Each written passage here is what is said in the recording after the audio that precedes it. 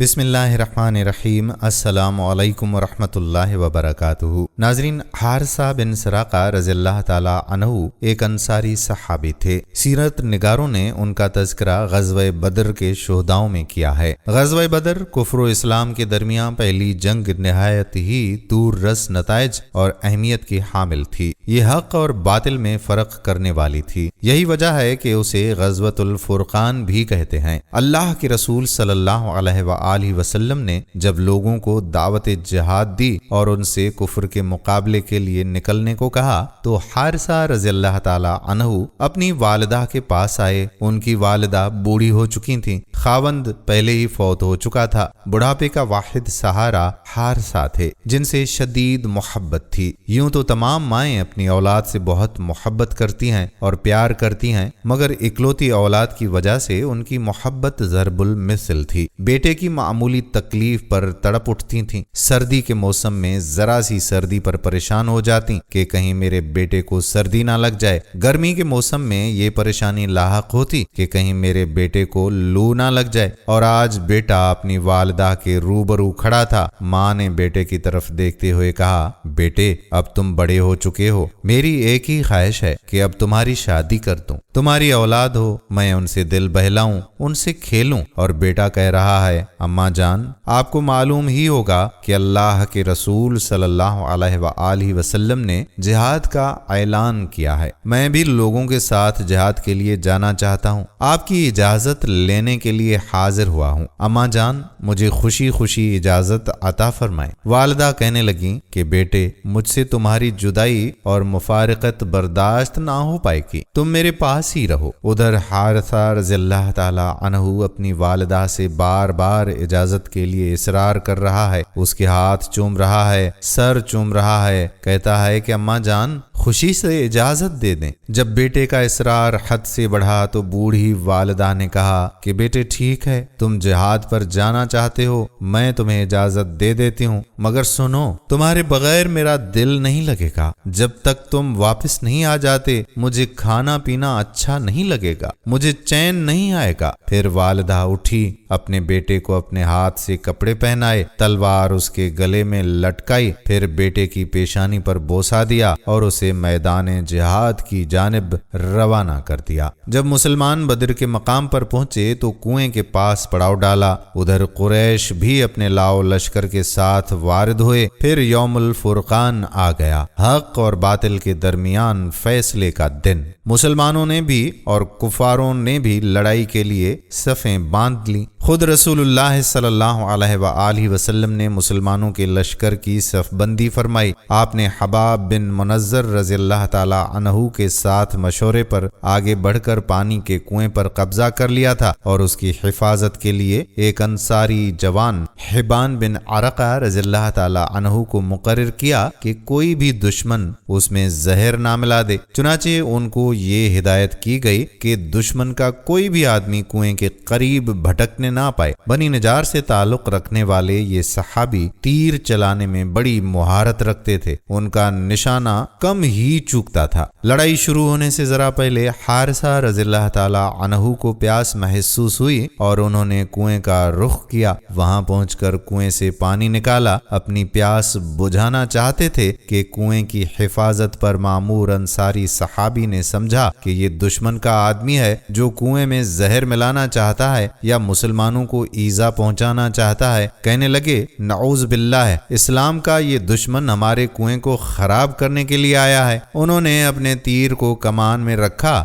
اور شست باندھ کر پوری قوت سے حارثہ رضی اللہ تعالی عنہ کی طرف پھینکا۔ تیر سیدھا ان کے حلق میں جا لگا۔ حارثہ رضی اللہ تعالی عنہ نے چیخ ماری، زمین پر گر پڑے۔ مسلمانوں نے انہیں دشمن کا آدمی سمجھا، کسی نے ان کی طرف توجہ نہ دی۔ حارثہ رضی اللہ تعالی عنہ نے تیر نکالنے کی کوشش کی مگر ان کی اجل آ چکی تھی، شہ رگ کٹ چکی تھی، خون کا فوارہ بہہ رہا تھا اور اسی حالت میں وہ اپنے رب کے پاس چلے گئے۔ جب ان کی موت واقع ہو گئی تو کنویں پر مامور محافظ صحابی آگے بڑھے اور اپنے تیر کا شکار ایک مسلمان کو دیکھ کر سخت حیران اور پریشان ہو گئے کہ یہ کیا ہوا۔ میں نے ایک مسلمان کو قتل کر دیا، لا حول ولا قوت الا باللہ، میں نے تو اسے دشمن کا آدمی سمجھا تھا۔ ناظرین، یہ واقعہ کتاب اسد الغابہ سے لیا گیا ہے۔ سرور کائنات حضرت محمد صلی اللہ علیہ وآلہ وسلم کو اس واقعے کی خبر دی گئی۔ آپ صلی اللہ علیہ وآلہ وسلم نے اس انصاری صحابی کو معاف کر دیا کہ ان کا کوئی قصور نہ تھا۔ اللہ تعالیٰ نے بدر کے میدان میں مسلمانوں کو فتح و نصرت سے ہمکنار فرمایا۔ مسلمان خوش خوش واپس مدینہ آئے۔ آپ صلی اللہ علیہ وآلہ وسلم نے پہلے ہی حضرت بلال اور حضرت زید رضی اللہ تعالیٰ عنہ کو فتح کی خوشخبری دے کر مدینہ بھجوا دیا تھا۔ جب مسلمان واپس آئے تو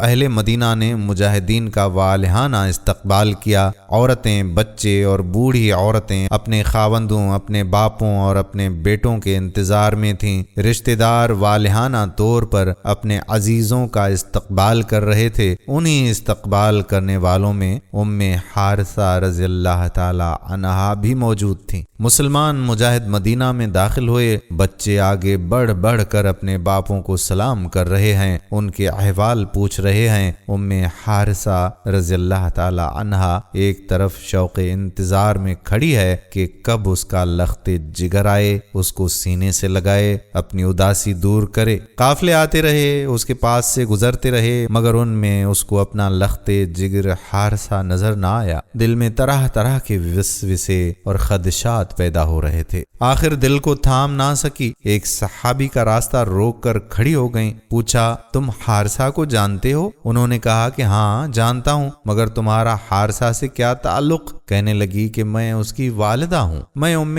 حارثہ ہوں۔ صحابی نے کہا، تو پھر اپنے بیٹے پر صبر کرو، تمہارا بیٹا قتل ہو گیا۔ ام حارثہ رضی اللہ تعالی عنہا نے جب خبر سنی، شہید کا مقام اور مرتبہ یاد آ گیا۔ بیٹا شہید ہو گیا، میں شہید کی ماں، میرا بیٹا جنتی، اللہ اکبر، یہ مقام اور مرتبہ میرا بیٹا میری سفارش کرے گا۔ بے اختیار کہنے لگی کہ میرا بیٹا شہید ہے، مگر میں تو اس کو شہید نہیں سمجھتا۔ صحابی رضی اللہ تعالی عنہ نے اسے جواب دیا۔ پوچھا، کیوں؟ کیا اس کو کافروں نے قتل نہیں کیا؟ کہا، نہیں تو۔ پوچھا، کیا وہ مسلمانوں اور کافروں کے درمیان لڑائی کے دوران قتل نہیں ہوا؟ کہا، نہیں۔ کیا کہا، میرا بیٹا اپنے دین کا، اسلام کا دفاع کرتے ہوئے شہید نہیں ہوا؟ میرا بیٹا کیسے قتل ہوا؟ میرا بیٹا حارثہ کدھر ہے؟ وہ غم و مصیبت میں مبتلا سوال پر سوال کیے جا رہی تھی۔ صحابی نے کہا کہ دراصل تمہارا بیٹا معرکہ شروع ہونے سے پہلے ہی قتل ہو گیا تھا، اور اس کو قتل کرنے والا بھی مسلمان ہے۔ تمہارے بیٹے نے معرکہ میں کوئی حصہ نہیں لیا۔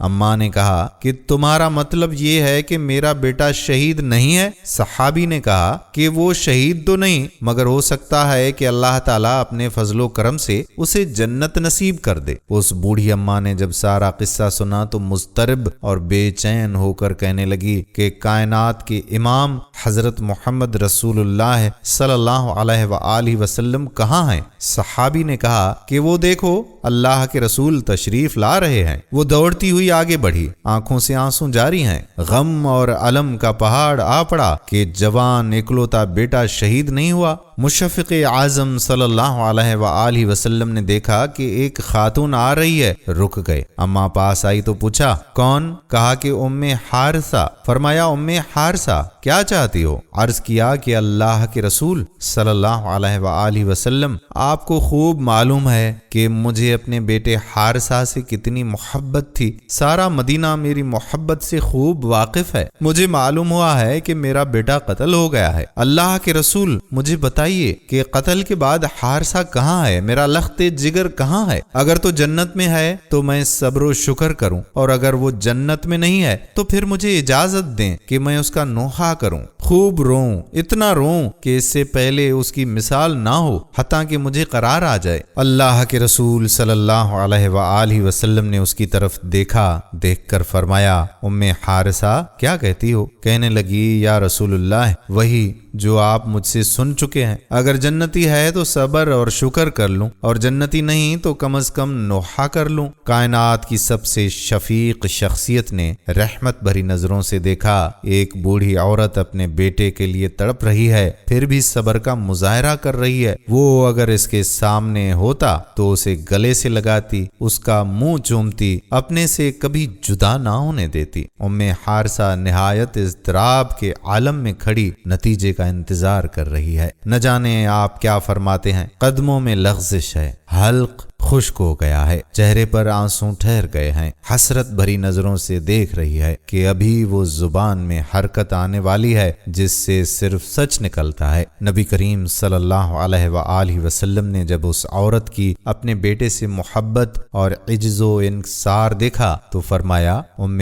حارثہ تمہیں کیا ہو گیا ہے؟ بیٹے کی محبت میں دیوانی ہو گئی ہو؟ تم ایک جنت کی بات کرتی ہو، رب العزت نے اس کو بہت ساری جنتوں کا مالک بنا دیا ہے، خوش ہو جاؤ، تمہارا بیٹا جنت الفردوس میں پہنچ گیا ہے۔ بحوالہ بخاری اور ترمذی اور احمد۔ جنت الفردوس کی چھت رحمان کا عرش ہے۔ جنت میں سب سے اونچا مقام جنت الفردوس کا ہے جس کے اوپر رحمان جل جلالہ کا عرش ہے۔ جب اس بوڑھی عورت نے خوشخبری سنی، سر عجز و انکسار سے جھک گیا، چہرے پر تازگی آ گئی اور آنسو رک گئے، چہرہ آسمان کی طرف اٹھایا اور کہا، اللہ اکبر، اللہ تیرا شکر ہے، میں شہید کی ماں بن گئی، میرے بیٹے کو جنت الفردوس کی خوشخبری مل گئی۔ میری خوش قسمتی کے کیا کہنے، نہ مال غنیمت مقصود، نہ دنیا کی ستائش اور نہ صلہ، یہاں تو رب تعالیٰ کی رضا، اس کی خوشنودی اور اس کی چاہت اور اس کی محبت مطلوب ہے۔ اللہ اکبر۔ اللہ پاک ہمیں شہداء سے اور اپنے آقا صلی اللہ علیہ وآلہ وسلم سے سچی محبت نصیب فرمائے، آمین ثم آمین یا رب العالمین۔ دوستو، ہم امید کرتے ہیں کہ ہماری آج کی ویڈیو آپ کو ضرور پسند آئی ہوگی اور آپ اس ویڈیو کو دوسرے لوگوں کا ایمان تازہ کرنے کے لیے شیئر بھی ضرور کریں گے۔ آنے والی ویڈیو تک اپنے میزبان قادر بخش کلہوڑو کو اجازت دیجیے۔ اللہ